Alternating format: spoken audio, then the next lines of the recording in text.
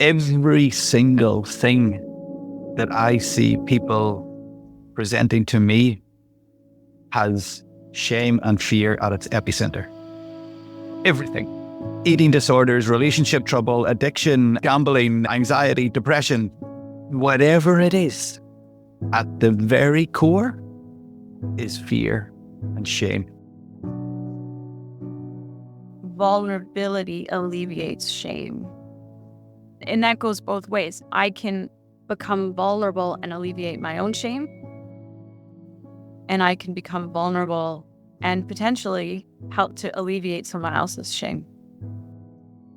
What I've come to understand is that it's honesty that creates safety. There is nothing that can debilitate safety so much as dishonesty. And especially with people who are so vulnerable, who feel so unsafe much of the time, their radar is always on. Their BS detector is always on, and they know.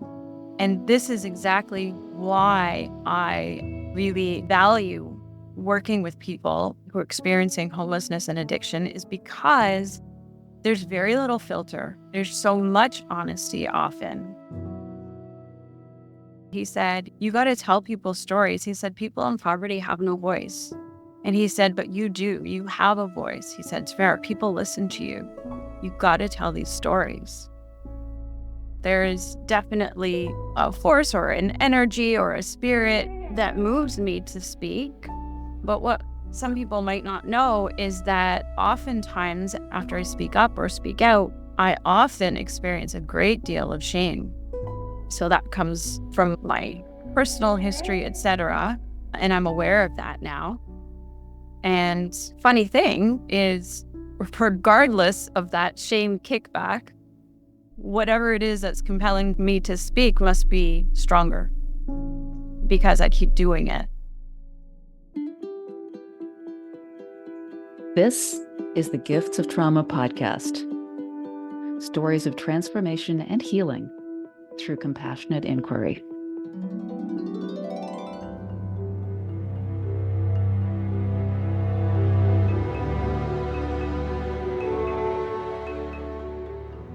Tamara Kowalska, you're very welcome to the Gifts of Trauma podcast from Compassionate Inquiry. I want to say I'm really excited to have you here, Tamara. It's a conversation that I'm really looking forward to having. When watching and listening to what you do and who you are online, I felt a real affinity and connection to you, and there's loads of topics that I want to talk about. So you're welcome to the show. Thank you so much. This is a really wonderful invitation to be here with you and to be here with the community, both the Compassionate Inquiry community and the community beyond that as well. Tamara, what I'd like to do is invite the people that I'm speaking to introduce themselves rather than me introduce you.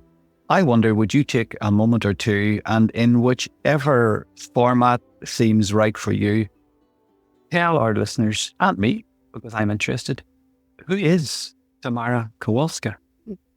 What's funny is my mind immediately goes to, and I don't know which video it is, Gabor asking someone up on stage that he's sitting with, who are you? And I believe she ends up saying something like, I'm my heart that's beating, and I'm my lungs. And so that was a really profound moment for me. And I think it particularly embodies all that Compassionate Inquiry is about, because I grew up really actually actively training myself not to feel my body. And so to be able to now acknowledge my body, feel it, look to it for wisdom, and furthermore understand that my body is where healing happens. My body is what knows how to heal. Yeah. And then I can be with other people knowing that their bodies have the wisdom to heal as well. And it's entirely changed the way I operate by myself, in the world, with my pets, with my friends, everything. So who am I? I am my heart. I'm my lungs. I am a community of cells. And beyond that, I'm not really sure. I am a combination of likes and dislikes, which are sometimes conflicting and other times seem to match up just fine. I'm also a whole bundle of desires. And so I think that actually one of the most beautiful things that compassionate inquiry has done has acted as like a catapult to send me into a really more organized inquiry to be able to answer that question. So you might have to get back to me in a few lifetimes, and then I'll be able to give you a more conclusive answer. It seems to me like I'm really a process in a body, and every day I understand more and less all at the same time. And actually, that's what keeps me interested. Because if I knew exactly who I was and exactly who other people were and exactly what the world was, I think I'd lose interest after a while. It's fascinating, Tamara. With that first question, I have a list of questions that I want to ask you. That's not the whole interview. It could be, because you've said so much in that little piece there that I would love to pick some of that apart. There's a band from the UK. They're like an 80s and 90s reggae sort of band called UB40. Oh, well, I'm very familiar with them. Yeah, and they sing every day in every way. I'm learning more. The more I learn, the less I know about before. And that kind of those words came to me as you were talking. And something else you said when I was listening to you, this idea that compassionate inquiry, for me, and it sounds like for you, it really gets into everything. It steeps into everything about us. It has changed the food that I eat, the music that I listen to, where I socialize, the conversations that I have, what I read. It changed everything. When you said a community of selves, what I actually heard was a community of selves. SELVES. And I really like that term. I wrote that down. So thank you for that. A community of selves. All these aspects of ourselves. You know what is so amazing is that each cell in our bodies actually has all of the systems that we have as a full body. So in a sense, yes, I have a community of cells and of selves. I'd like to add something, though, as you were speaking. What also came to mind, because we are speaking, is I'm also a voice. I have a voice, but maybe I am a voice. And I think one of the things that has brought me to this exact moment in my life is that I've had also a really complex ongoing relationship with voice in general, my voice specifically, and other people's voices. And I understand the power dynamics between our voices, what we use them for, where we choose to use them, and what we choose to say. And if the things that we say or don't say are actually perceived as a choice. So that's really been a huge part of my life. Thank you. We're going to talk about your voice, Tamara, if that's okay, in many different facets. And from what I've read and what I know of you and what I've read before we chatted, I would go as far to say that you seem to have a very powerful voice, or you seem to use that voice in a very powerful way. And before I lean into that, I was just very curious, and I'm very curious with all our guests. The question that I wrote down first was, why are you here? Why are you on the Gifts of Trauma podcast? And I guess you're here because we invited you. So then the question might be, why did you accept? Why did you come on to the show? What would you like to use that voice to say? So actually, hearing you say I have a powerful voice brought tears to my eyes. I can see that. Yeah. The constriction in my throat. And I'm not forgetting your second part of that, or the question embodied, which is, why am I here? And I guess I did have a choice to say yes or no to this objectively. But as in many things in my life, many of the major decisions, the path I've chosen hasn't felt, and I use air quotes with it, hasn't felt like a choice. Or rather, I didn't have a choice not to. There is definitely a force or an energy or a spirit that moves me to speak. And if anyone has watched a lot of the master classes for compassionate inquiry, but what some people might not know is that oftentimes after I speak up or speak out, I often experience a great deal of shame. So that comes from my personal history, etc. And I'm aware of that now. And funny thing is, regardless of that shame kickback, whatever it is that's compelling to me to speak must be stronger because I keep doing it. So why am I here? I'm here honestly because there is an internal mechanism that is directing me. And I'm really grateful that I'm listening because I have had so many wonderful, exciting, and interesting opportunities in my life and experienced some amazing things. Some of them unconventional, some of them may have seemed like stupid decisions, but in the end, they've all been really amazing experiences, and I'm so grateful for that. But what brought tears to my eyes when you said I have a powerful voice is two things. One, when I was growing up, I was so shy and so soft-spoken. I almost never spoke in class, almost never spoke at home. I remember we had a house with 3 stories, and my parents would send me to the 3rd floor, and they would stand by the front door and make me shout down to them so that I could be heard 3 stories down. And I just remember standing there crying and crying. I couldn't do it. Wow. Yeah.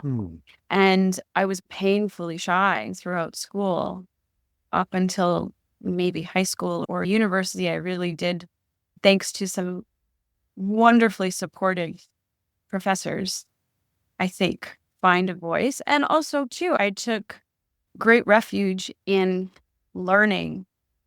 And I lived in my head. My intelligence was my refuge.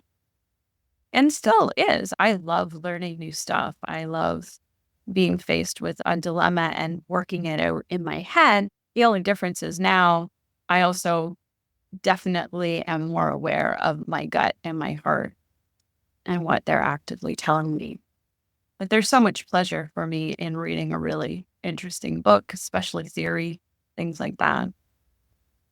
It is very evident, Tamara, that you're now connected to that gut and heart, given that when I spoke just a few moments ago, I could really see the emotion that arose. And you immediately, I could see that you immediately knew that emotion was arising as well. You just checked in with yourself and you took a moment, and that was really clear to see that you were connected to your body.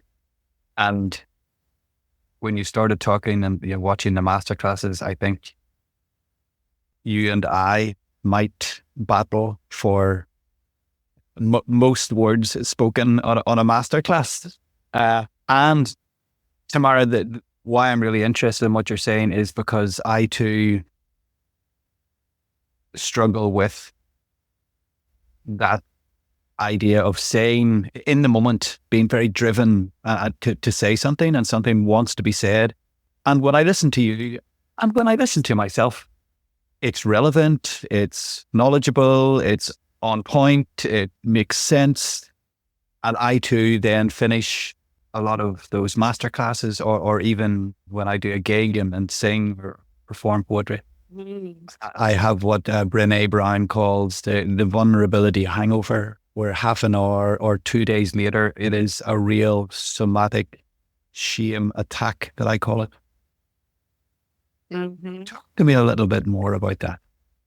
Oh, that resonates so much. So I graduated from university with a degree in education, but really I never spent too much time teaching in a conventional school, and wandered through my professional life.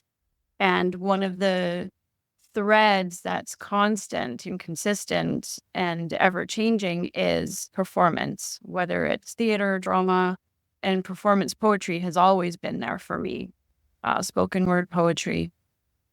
And so I've had moments, I've had performances where I'm on stage and I feel confident and And then I leave and I want no one to talk to me.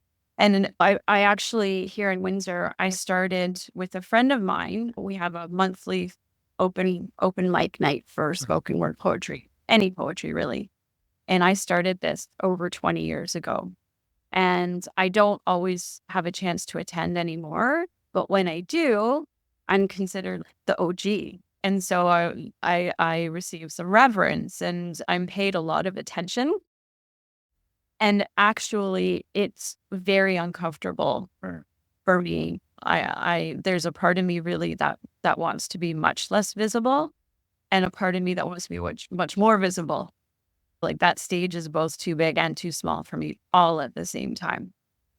So yeah, so when you say that, oh, I get it. And that can happen even just 30 seconds after I'm done.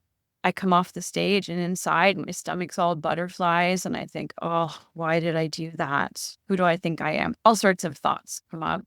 And can I offer another example of Please do, yes.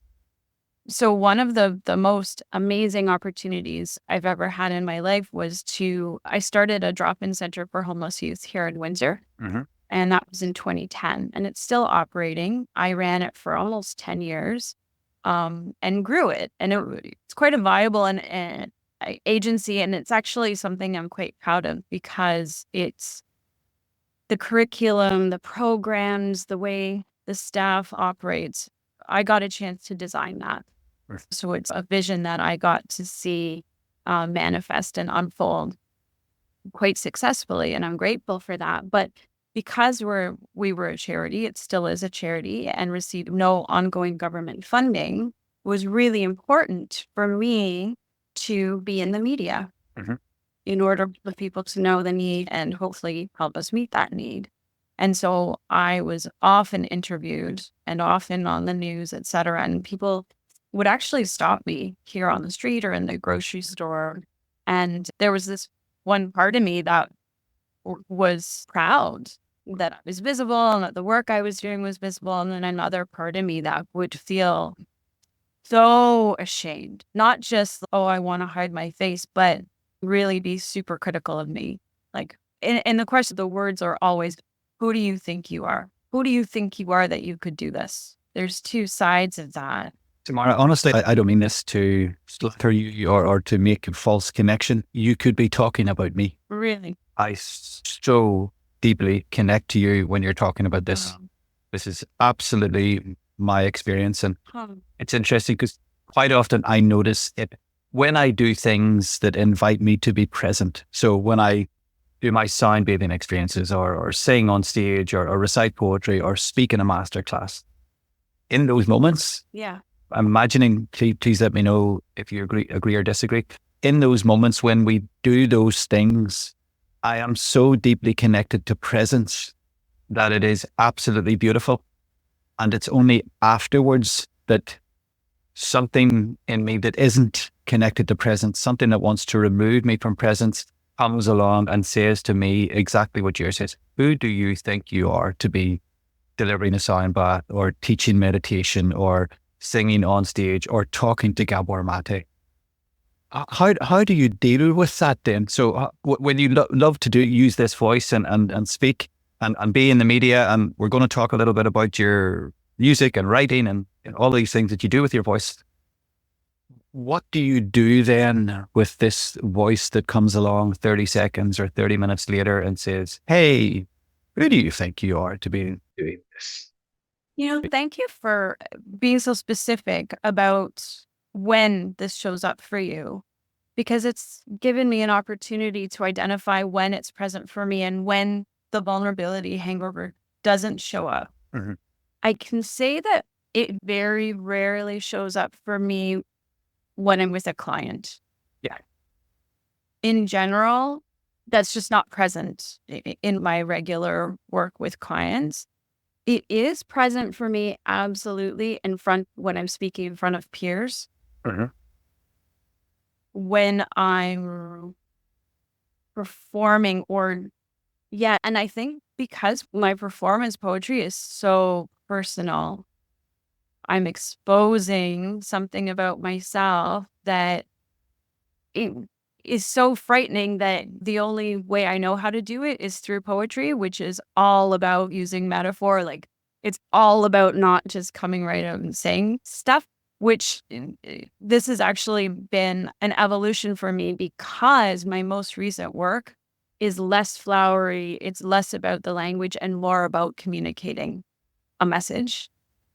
So I'm not entirely answering your question. I think how I have dealt with that vulnerability hangover in the past before I had some awareness of myself would have been to have a few drinks. Me too.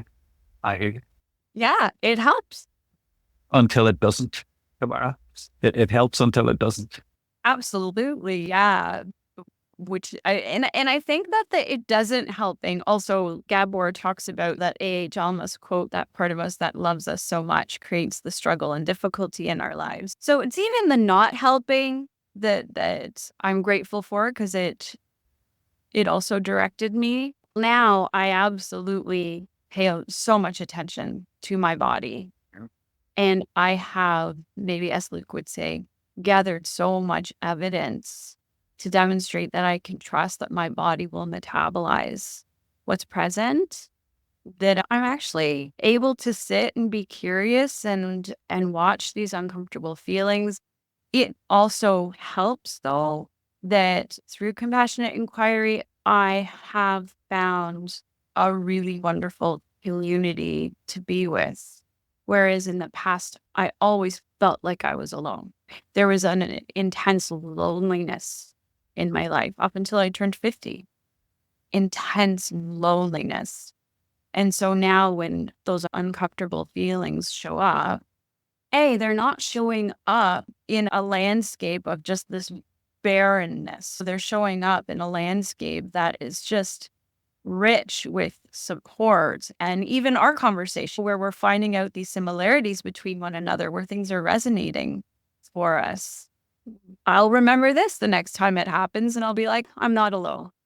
And so self-compassion requires that we understand that this is a universal experience, that this isn't happening just to us. So those are the things that help me.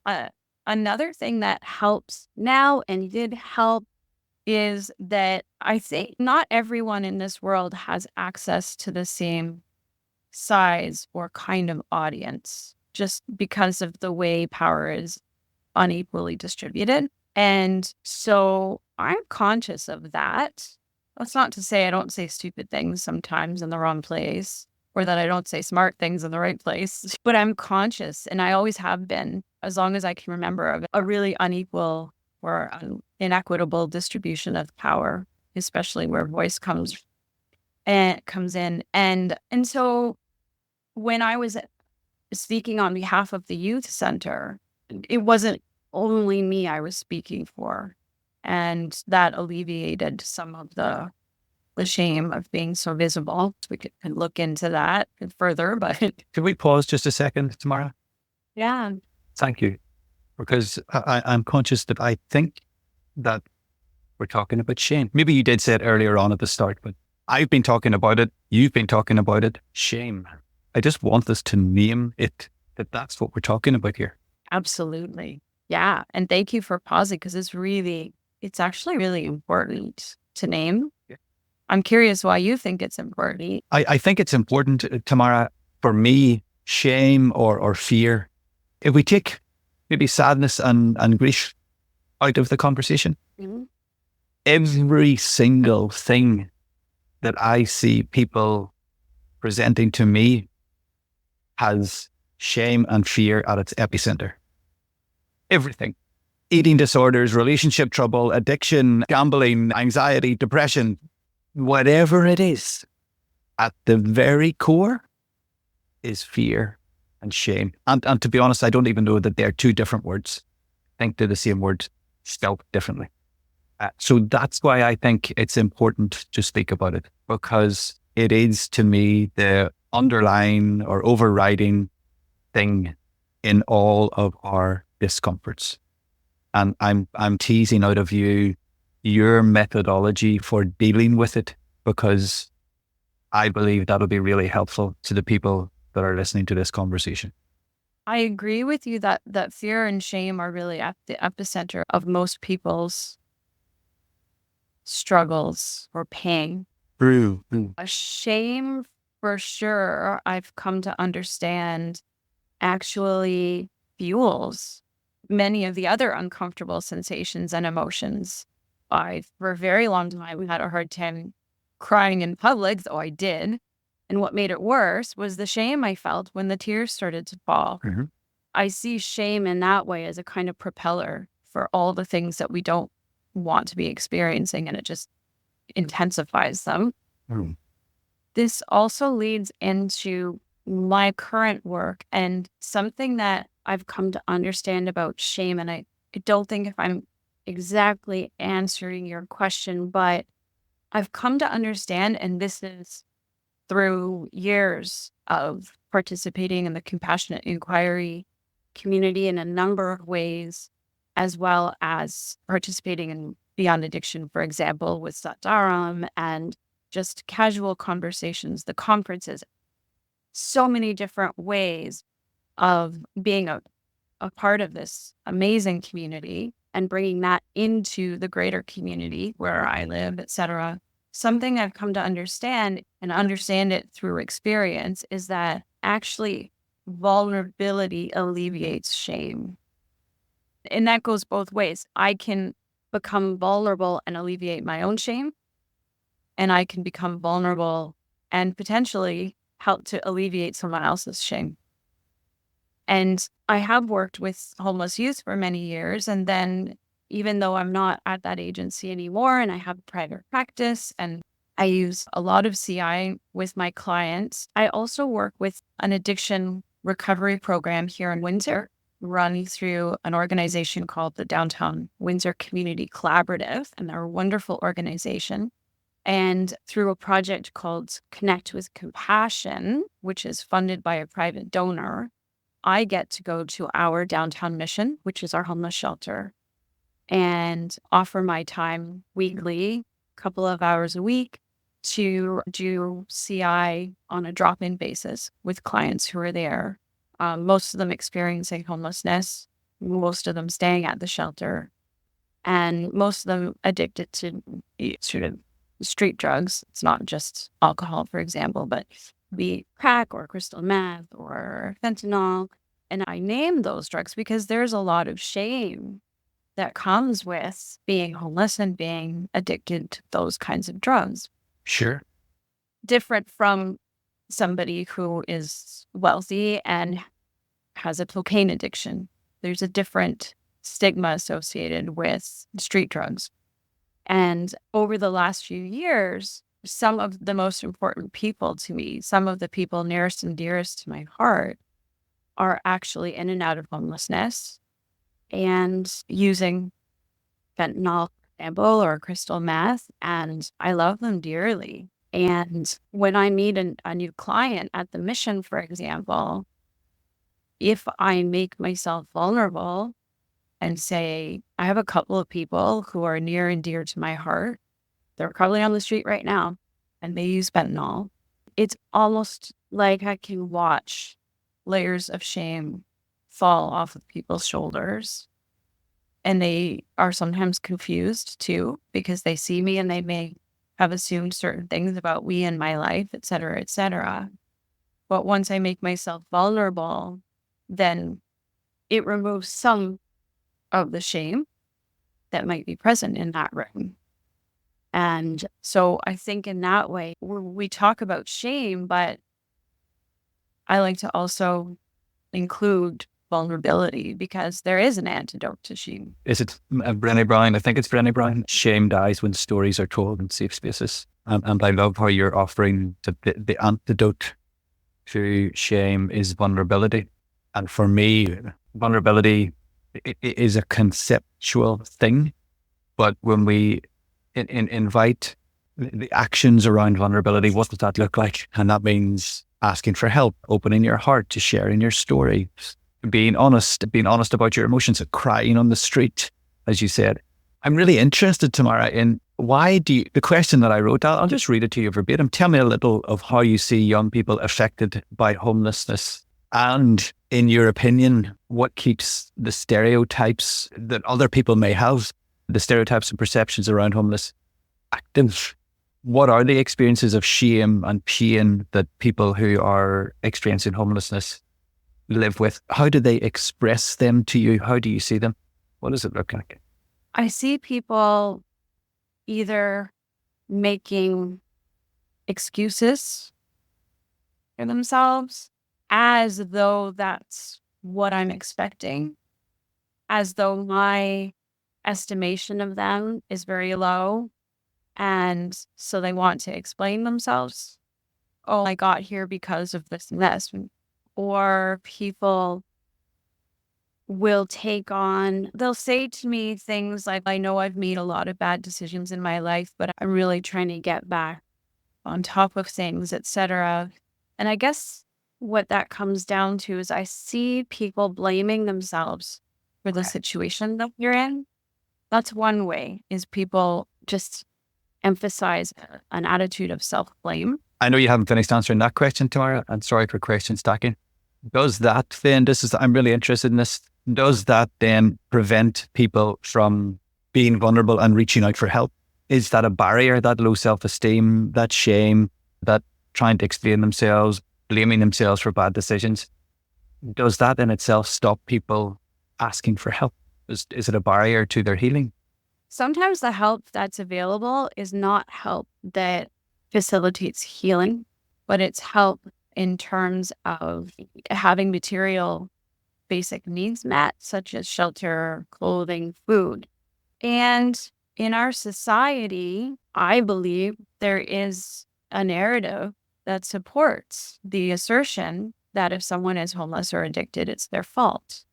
It is a result of bad decisions. So if that is the accepted narrative, in my experience, having your material needs met requires that you participate in that narrative. So the answer to your question is both yes and no. It might help someone get a bus ticket to take on that narrative. Like, yeah, I know I've made a lot of mistakes. I know, but I'm getting better. It might get them what they need in that moment. And that's not a comment on them. That's a comment on the system and the structures that we put in place in terms of social services, health services, educational service, etc. That there is a common accepted narrative, and that if people in need do not essentially toe the line with that narrative, then it's very difficult for them to access those services. A thing that you reminded me of, Tamara, is my father has worked with Alcoholics Anonymous I was with him last night, and he says he's 43 years sober. But he often gets angry with the fact that, this is in the north of Ireland where I'm from, that for people to access addiction services, for example, we have a drying out ward where people can go into hospitals drier. And for people to get into the drying out ward, they need to be 4 weeks sober. Just the irony of that, to accessing services that people need to help them, they have to already be 4 weeks sober. And he says, who is going to go into a drying out ward after they've been 4 weeks sober? What is that even about? And I hear you saying that sometimes people need to perpetuate the perceptions of them, access to services that they need to get basic needs met. And that is wrong. It certainly doesn't promote healing at all. And I worked in not-for-profit long enough to also understand how that system operates. And it's really important to keep in mind, how are social services funded? I used to speak a lot, and I would say, especially in terms of mental health, the things that are required of someone to access mental health are exactly the things that their, let's call it condition or what they're experiencing, are not allowing them to do. So for example, asking someone to keep track of the day and time enough to show up at an appointment where they may or may not have transportation, the things that people are asked to do are the very things that they're seeking help to do. It's like someone showing up at the hospital with a broken leg and being told that they have to go to X-ray on the 5th floor, but there's no elevator. Yeah. Well, the help is available, except it's not accessible. The question, is it actually available? Yeah, thank you. And Tamara, I've read words about you. Activist was one of the terms that described you. And I hear you call yourself an educator. And I know you worked with the Windsor Centre and worked with homelessness for a long time. So with what you've just said, the help is there, but it's not accessible. The things that we're denying people help with is the very thing that they need help for. Being on time, having an address so that they can get social security, et cetera, et cetera, et cetera. With your work then in the Windsor Centre, with your approach as an activist, with your voice, how are you disrupting that? How are you helping people that are struggling to use this help that's already there? My experience has demonstrated to me that the most disruptive thing we can do in terms of disrupting ineffective systems and structures is to be honest and to use every platform available to us to be honest. And I've often said in a number of ways, the systems that we have in place are not actually serving people's needs. And in fact, when we talk about if somebody has to conform to a particular narrative in order to get their needs met, then what we're doing is we are teaching people how to be dishonest. So talk about interfering with somebody's healing. To require dishonesty to be able to have your basic needs met. And that situation might actually mirror lots of people's early childhood experience. There were many masks that I was asked to wear as a child. So I think that what propelled me to start the Windsor Centre was this rage inside me that was unresolved from my childhood. And so great that it did, because it was a great experience and there's a wonderful agency here that's still operating. I had to actually leave because that rage was unresolved. And I had put myself in the same situation, but on a bigger scale. And I withdrew. And now after compassion inquiry and the other healing work that I've done, I am present in that same very unjust situation, working with people who really are very vulnerable members of our society, but much differently. I'm working much differently, and honesty is the forefront of everything. And what I've come to understand is that it's honesty that creates safety. When I'm at the mission, the downtown mission, I don't really necessarily have the option of sitting with someone in an environment like my office, where I regularly work, where I have control over that environment. And so in order to foster safety, in order to even introduce safety into that conversation, then I have to establish safety within the relationship. I have nothing else to rely on.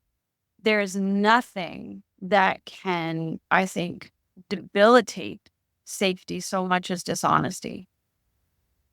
And especially with people who are so vulnerable, who feel so unsafe much of the time, their radar is always on. Their BS detector is always on, and they know.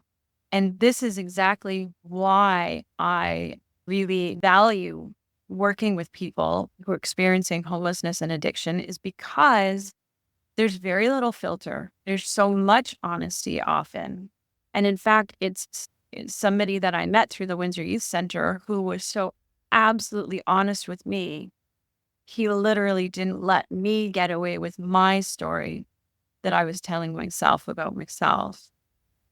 And to this day, I'm grateful to him because it forced me to have a closer look at the story I was telling myself about myself. And I couldn't perpetuate that story anymore. That's how I started paying attention to Gabor. I read In the Realm of Hungry Ghosts. And I thought, wow, this man is telling the truth. In my experience, what he was doing was telling the truth about people in addiction and homelessness. And he has access to a huge platform, right? He has access to a huge audience. And I was so profoundly impressed and respectful of him that the attention that he receives, he used it to tell the truth, and he still does. And I think that we need more people like that in the world. And I think that there are more and more people. I'm also aware that's my perception too. And my perception has probably changed in the last few years. And I see the world as a profoundly more optimistic place. and a more welcoming place than I did a few years ago before compassionate inquiry. And it was that same person who told me, he said, you got to tell people stories. He said, people in poverty have no voice. And he said, but you do. You have a voice. He said, it's fair. People listen to you. You've got to tell these stories. And so what could have helped me to write the book of poetry I wrote. And yeah, and it also, it helps to alleviate some of the shame too that comes with that vulnerability hangover, because I have this beautiful person's voice in my head saying, Tamara, you've got to tell our stories. Thank you, Tamara. Tamara, we started this conversation chatting about you, and we've moved through a little bit of your history and your work. And I would love to spend maybe our last 10 minutes chatting about you again, if that's okay. But something I'm noticing that as you talk is when we use the word honesty, and that there's a big word in Gabor's work and in the work of compassionate inquiry, we call it authenticity.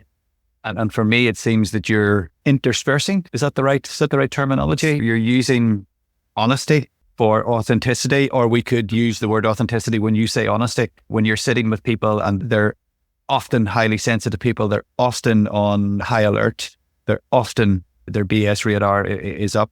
And what I hear you saying is that you are authentic. Would that be fair to use the word authentic in place of the word honesty? Yes, I think it's fair. I think for me, authenticity is an ongoing process.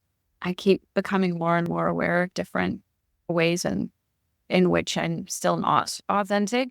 I think maybe they're overlapping, because honesty also has to do with being honest about my experience. So, for example, a few years ago, before I was doing compassionate inquiry, I had a couple of people living with me who were using crystal meth and fentanyl, and I knew that. And one of them overdosed in my apartment. Wow. And she didn't die. She survived. And I was literally cooking homemade chicken soup in the kitchen at the time. And I heard one of them shouting my name. And I ran into one of the bedrooms in my house, and this young woman was blue in the face. And with a friend brought her to the couch, and I was on the phone with 911, and it was a really terrifying experience. I remember the 911 operator asking me, let me know when she takes a breath. Let me know when she takes a breath, because I had a Narcan kit. And waiting for that breath felt like decades. And it was probably only, I don't even know how long. But so I guess when I say honesty, that to be able to say to somebody, I've had someone overdose in my house. I think it removes the myth that addiction is something that just happens to people who look or think or act a certain way or have a particular kind of education or lack of education. So yes, authenticity in terms of me being honest about what I'm actually feeling and thinking at the time, but also being honest about my experience and overcoming the fear. So we come back to fear of what will people say if they know that happened in my house. Yeah. The idea of homelessness and addiction and shame and pain and trauma and grief. And I don't want to spend too long on it, but I just want to share with you that my own sister died 18 months ago by an accidental overdose. And for me, it was a death by suicide, except the suicide took her about 15 years to commit. She just slowly committed suicide. Yeah, that this perception and misguided perception that this only happens to people who choose that lifestyle. When we were in Vancouver a few years ago and I was walking down Hastings where Gabor's book came out of, the thought that came to me was when I saw people who were deeply addicted and almost naked lying on the street in November in Vancouver, and it was not a pretty sight. And the thought that came to me is that whatever they're running from to them is worse than this. How bad, how difficult of a life must it have been for it to be worse than what I'm looking at right now? And nobody chooses that. So I appreciate your story and the idea of authenticity and honesty and being able to say that. It's really touching. Tamara, I want to use our last few minutes. A little birdie has told me that you have completed a book of poetry, spoken word. I would love you to speak a little bit about that before you go, if that's okay. Absolutely, it's okay. Before we go, thank you for sharing what you shared about your sister. Like Tamara. It's called Coffee and Crystal, and it's a book divided into 3 parts. The first part is stories written through spoken word that are personal stories of the beautiful people that I grew to love, that I met through the Windsor Youth Center, and some of the people who have asked me to speak on their behalf, interspersed with political commentary, which seems to be interspersed in everything I do and say. And then the middle part is a sort of integration that's very short. And then the third part is a series of poems that I wrote throughout my compassionate inquiry training and my healing with somatic experiencing and other modalities. And actually, it encompasses so much of me and my work over the last years, as well as my life, my experience really growing to love and appreciate the people I've worked with, as well as documenting what healing looks like for me as a process. And it was finished just in time for this year's conference. And I also want to say that I'm so grateful to people like Jan Peter, who I presented with at the conference, because he works with people in homelessness. And so I've met so many peers. Like when I remember applying for the Compassionate Inquiry online year-long program, and all I wanted to say was, I really want to be a part of this program because I need a community. And I was so embarrassed and I was ashamed to say that. It just made my heart melt a little bit there, Tamara. I just felt a real wave of emotion. Thank you. Sorry for interrupting. I just wanted you to know that. No, thank you for interrupting. Absolutely. Yeah, I was just too ashamed to say that I needed a community and wanted a community. And it even took me a few years to be able to openly say, I'm here because I don't want to be alone anymore in the world. To be welcomed, that's all it takes to be welcomed into this community. And that was unfamiliar and new to me. Still is. It still is hard to get used to sometimes. I still anticipate the phone call or the email that says, actually, we made a mistake. You really don't belong here. You're talking about me again, Tamara. Again, we're talking about each other and ourselves. Maybe we'll have to have a few more conversations. Maybe we will. I want to absolutely put you on the spot. And I don't know if you have a copy of your book at hand. And if you do, would there be something, a little short piece or a paragraph that you would read from it? This wasn't prepared, so you're welcome to say no. Absolutely. Let me just For give me sure. 2 seconds. Let me just have a look here. So I had the beautiful fortune of being in Sanjog's bi-weekly for my year-long training. And I remember in the integration session between levels 1 and 2, the Sanjog came on and said, today, I would just like to ask all of you what you need from me moving forward. What are your needs for level 2? And this was so early on in my experience of being in this community. And I just burst into tears. I couldn't stop crying. And I remembered thinking, oh my gosh, I think this might be the first time that I've heard someone say, what do you need? And like with sincerity, or maybe even ever, I'm not sure. And I'm not pointing a blame. I know the reasons why I didn't receive that as a child. Absolutely. And I have so much of an understanding of a lot of what went on. But I think that's a word in my experience when I talk to clients or work at retreats, etc. That's a question, rather, that is unfamiliar to a lot of people. What do you need? And consequently, when I interned for her later on, I also cried through that whole level 1 integration session. So I guess I hadn't finished crying yet. But so this is actually called integration. And I'll just read the first stanza. Where do these tears all come from? Must be that place where the time all goes, that black hole, that accommodates, makes room for seconds or centuries, and every one of my years collates chaotically, files my memories at the tip of my fingers or just out of reach. This recall is out of hand, haphazard, confuses the facts, but tells the truth. It's an honest autobiography with an emotional chronology. I just want to tell you that you're awesome. Thank you. It has been an absolute pleasure to start what I imagine will be, like a 6-month-long conversation that we need to have about things. So we just started, and it's been a delight to chat to you, Tamara. And I don't want to speak for the whole compassionate inquiry community, but I think we're lucky to have you. This has been an honor and a pleasure, and I want to make sure that I'm sending out also my gratitude to all those people who have been beside me and enabled me to do the work that I do, the healing that I do, and just the friends that I have with me now. From all of us here at the Gifts of Trauma, thank you. Thank you for being here. Thank you for reading to us. Thank you for sharing with us. Thank you for teaching us. Thank you for being here.